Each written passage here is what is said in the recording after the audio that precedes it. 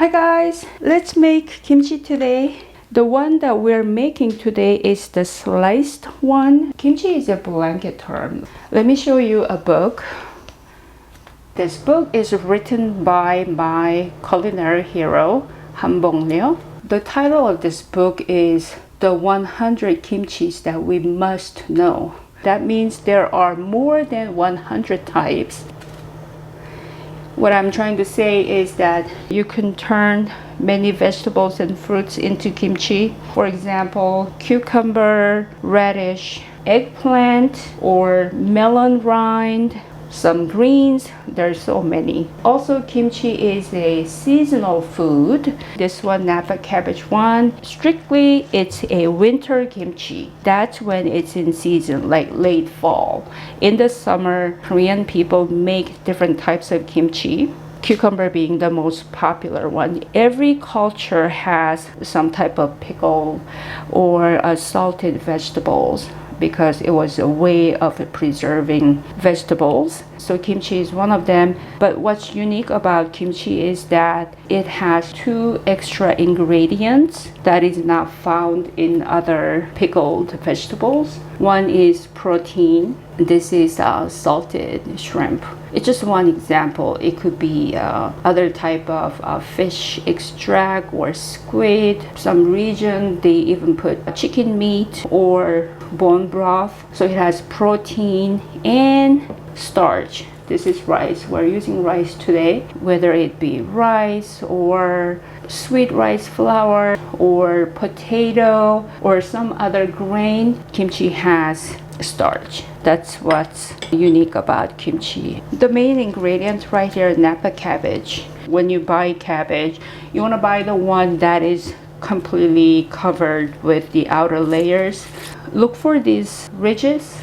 The more pronounced ridges that the leaves have, better quality it is. When you buy napa cabbage, you want to buy at least the one that weighs 4 pounds, because we're going to lose a lot of the outer layer, almost like up to a pound.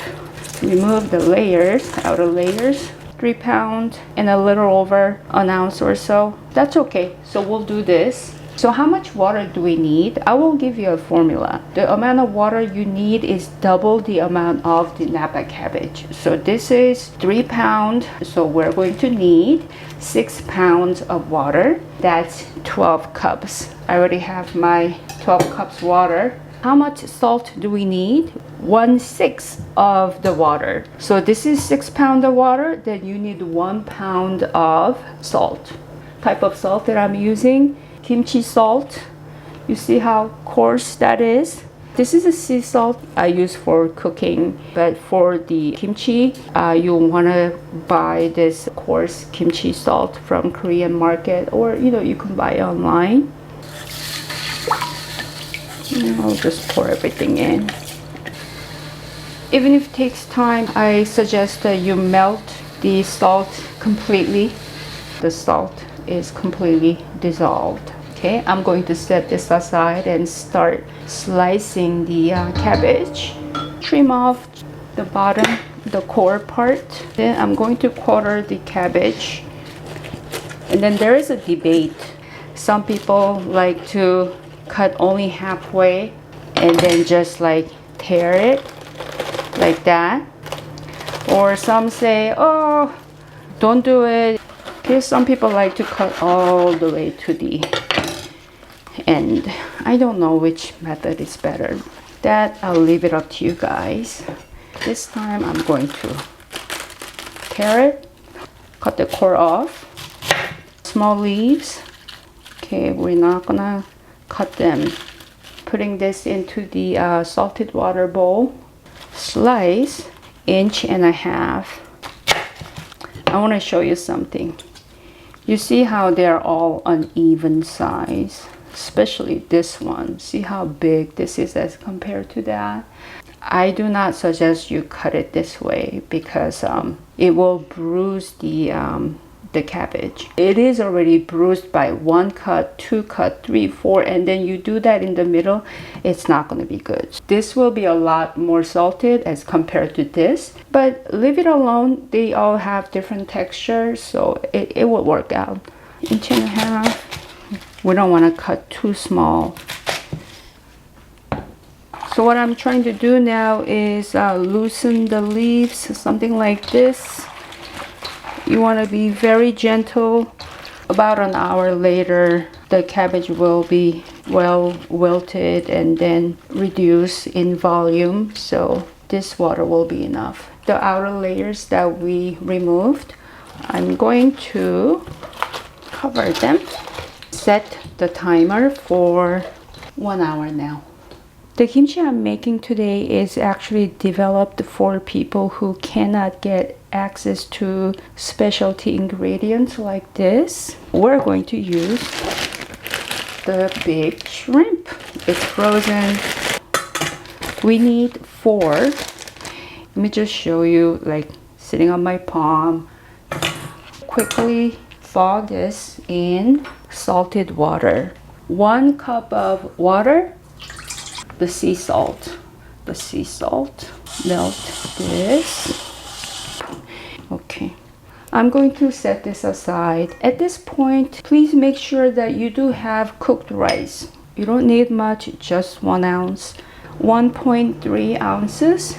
The different types of Gochugaru. This one is from Korea. This is from that region, Yeongyang. It's quite expensive. This one from Mexico. I think they grow Korean chili pepper in Mexico, then package it here in LA. One thing you want to avoid is the one that says fine.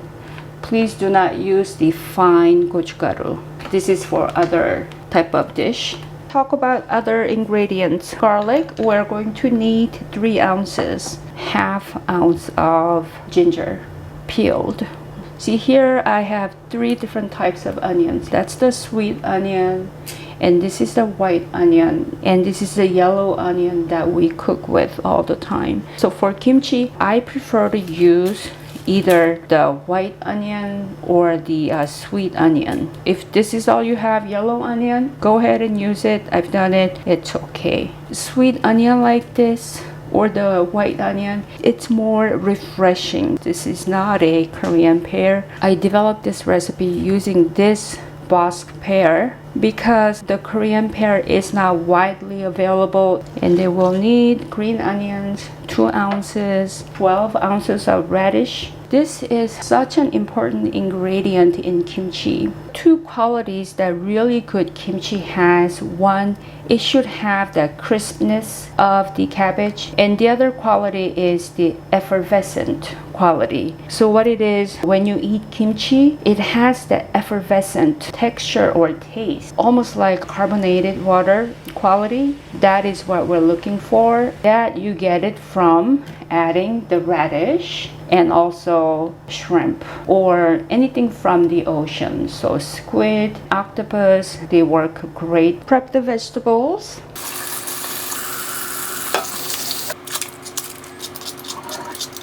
So for radish, this green part is tastier. So I save this for either snacking or other side dishes. So we're going to use the white part only. Vegetables are ready. 1 centimeter. We're going to quarter this. See that? Set this aside. 4 ounces of pear. Cut out the core. 4 ounces of this sweet onion. Roughly chop this. They're all gonna go in food processors. I'm just gonna throw everything in. Fresh ginger peeled. Roughly chop this. The green onions, 2 ounces, about 2 inches long. Set this aside. It has been 1 hour. Flip this, including the outer layer that we covered. These leaves They need to be salted as well. Grab and then flip. You can tell wilted a bit and softened, and it's reduced in volume. I'm going to set the timer for another hour. Garlic, ginger, onion, and the pear.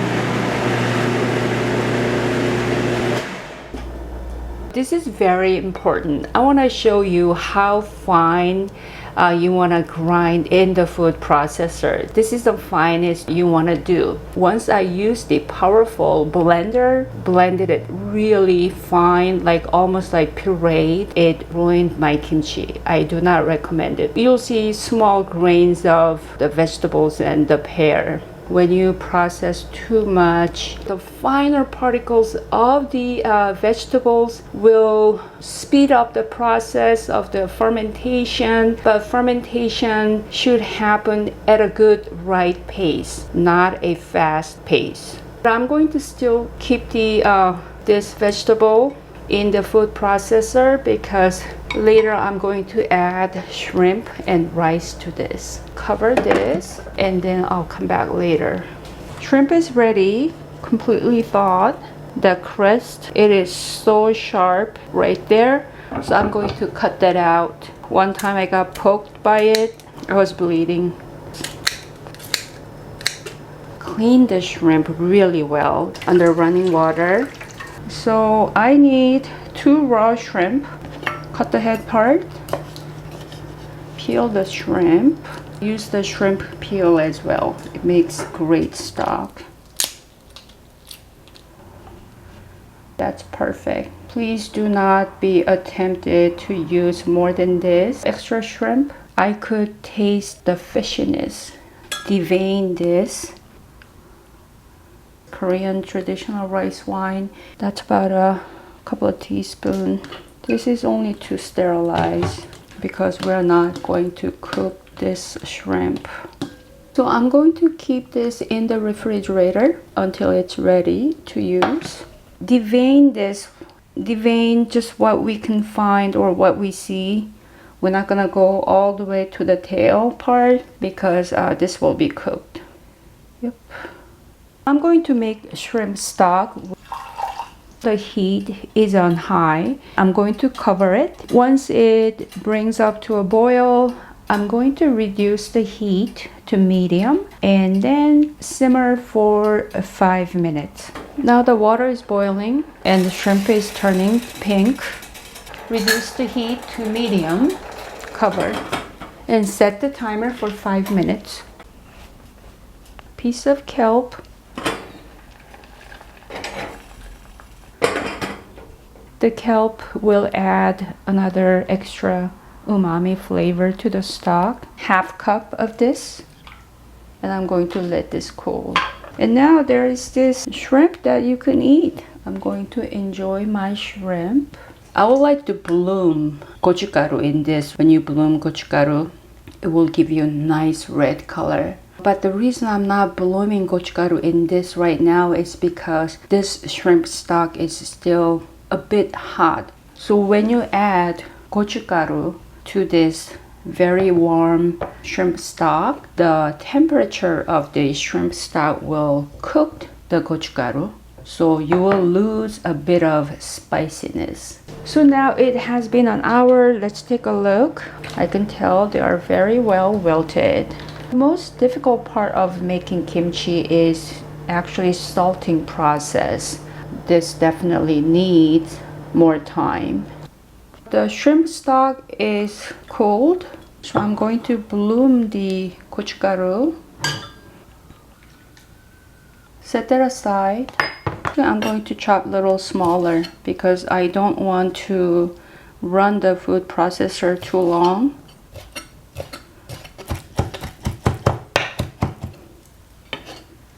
So now I'm going to add the shrimp and then the rice. This is 1 ounce.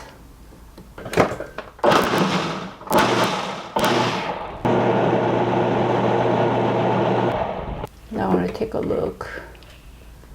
I could see the rice, small chopped rice, but I'm not going to process more than this. I understand now why, grandmas in every culture, they always say, oh, I don't like to use machine. I like my mortar and pestle. If you have that, I strongly recommend that you use it. Come to this consistency. Now I'm going to add the bloomed gochugaru in the shrimp stock and mix this very well. So this is the finished sauce. The only thing that will be added at the end is the fish sauce and a bit of salt. You know what you can do too?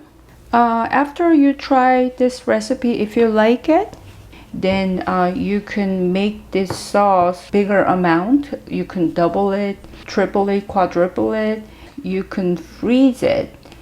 And when you're ready to make kimchi, just bring it out to room temperature, or you can thaw it in the refrigerator overnight. I've done it many times. It works well.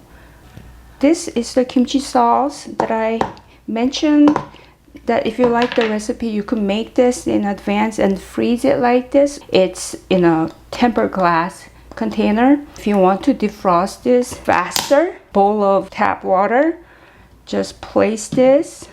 It will defrost in 2 to 3 hours. So now I'm going to rinse this. Remember the radish? Now this needs to be salted as well. I'm going to pour the leftover brine. Will be salted for 30 minutes. Keep in mind that we never wash the cabbage in the beginning, so this is the first time the cabbage is being washed. Another thing is that if you don't rinse off the salt, then it's going to affect the taste. But still be gentle.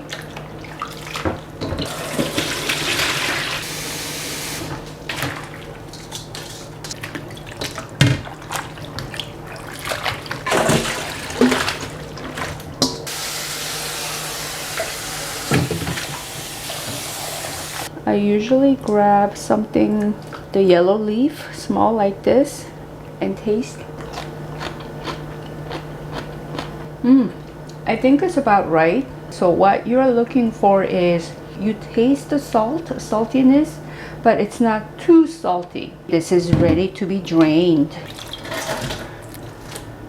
Toss it several times. Okay, that's it, not too much. We want to be really gentle with the cabbage. Let it drain like this for 30 minutes. Let's look at the radish. You could see it's been well salted and nice and malleable. Now we don't need the water, brine water anymore.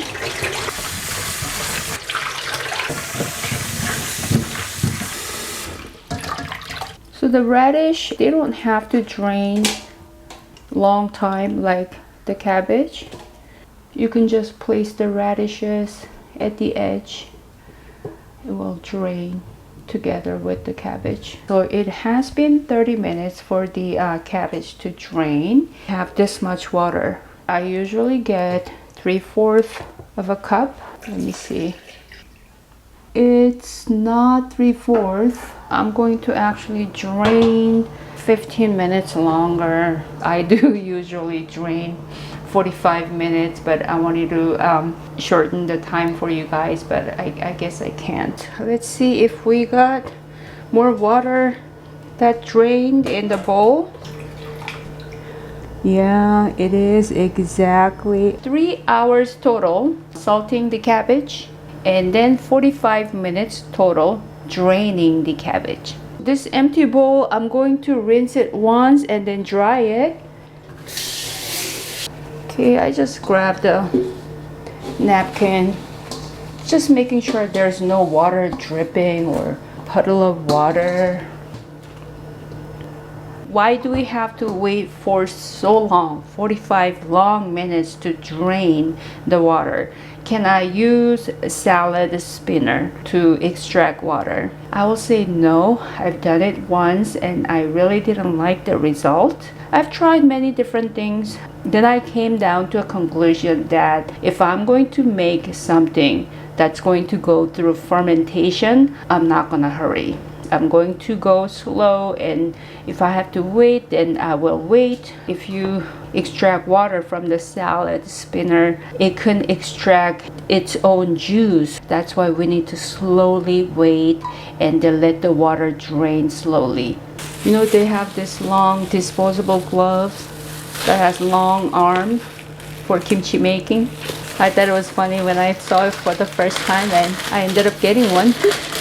See how it covers my entire forearm. For kimchi sauce, one thing you need to watch out is that if you're making this kimchi during the summer weather, it's sweltering hot. You are sweating as you're making kimchi because it's such a hot day. Then I do not recommend using the raw shrimp. I will skip it because it's not really safe. Raw shrimp or raw squid or raw octopus will be only used for winter kimchi. So everything goes in.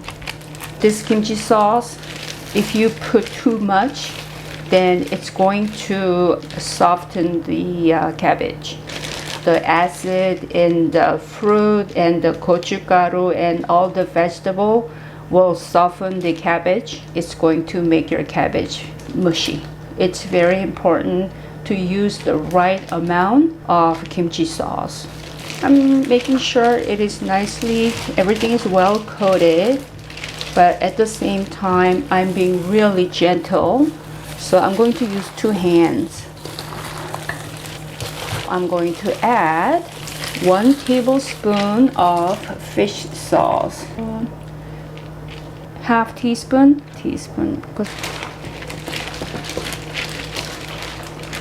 When you taste this small little piece, it should taste salty immediately. You should say, oh, that's salty. That's what we're looking for. Final touch is 2 ounces of green onion.